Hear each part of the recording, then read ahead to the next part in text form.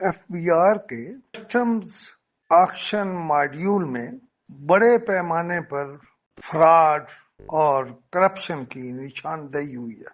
1909 گاڑیوں میں سے 100 جیلی آئی ڈیز کے ذریعے اس سسٹم میں گھسا گیا، اور 2021 کے آکشن ماڈیول میں کروڑ بلکہ اربوں کی بات کروں تو اس کی دھاندلی، فراڈ، سارا کچھ کیا گیا۔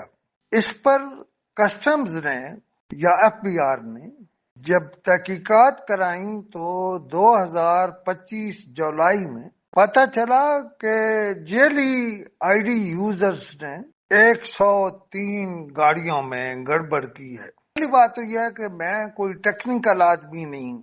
اس کا مطلب یہ ہے کہ یہ آئی ڈیز ایف بی آر یا کسٹمز کی تھیں، اور ان لوگوں سے وہ آئی ڈیز لے کر ان کو غلط طریقے سے استعمال کیا گیا۔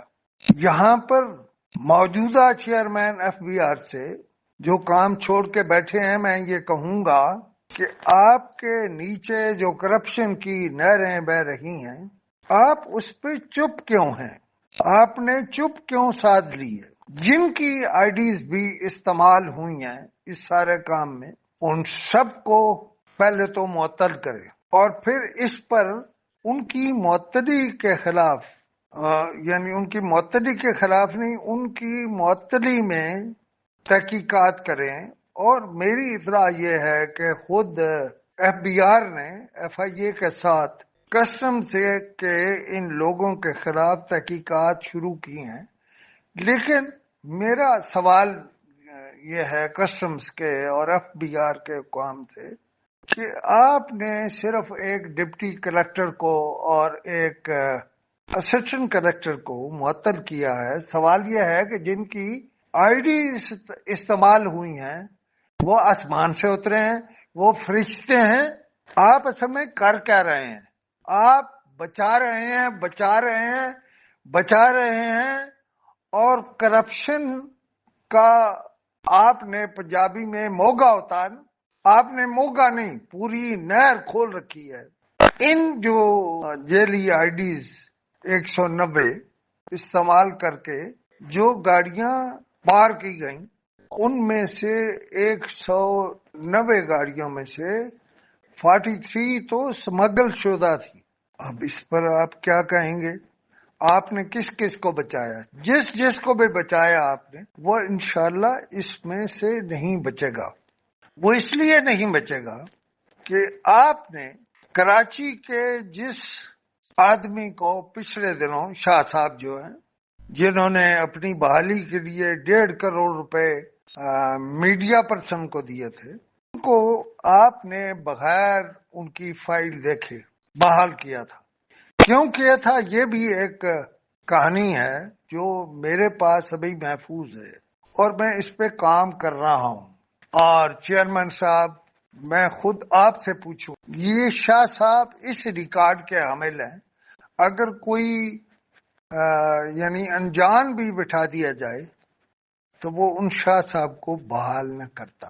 آپ انہیں کراچی میں ہی رکھا کیونکہ وہاں دبا کے لوٹ مار ہے، دبا کے رشوت ہے، دبا کے کرپشن ہے۔ اس کے علاوہ ایک اور بات عرض کر دوں کہ میں آج کل کام کر رہا ہوں ایف بی آر پہ، انکم ٹیکس والوں پہ۔ کیوں کر رہا ہوں؟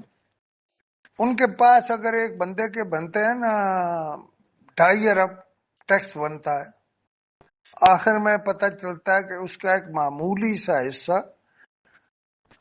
ٹیکس لگایا گیا، اس میں کوئی 20 یا 30 قسطیں کر دی گئیں اور موج ہو گیا۔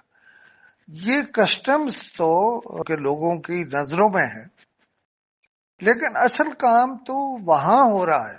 چیئرمین صاحب، اگر آپ واقعی بہت ایماندار ہیں، آپ کوئی سے 3 بڑے ٹیکس دہندگان کی فائلیں منگا لیں اور دیکھیں کہ وہاں کیا ہو رہا ہے۔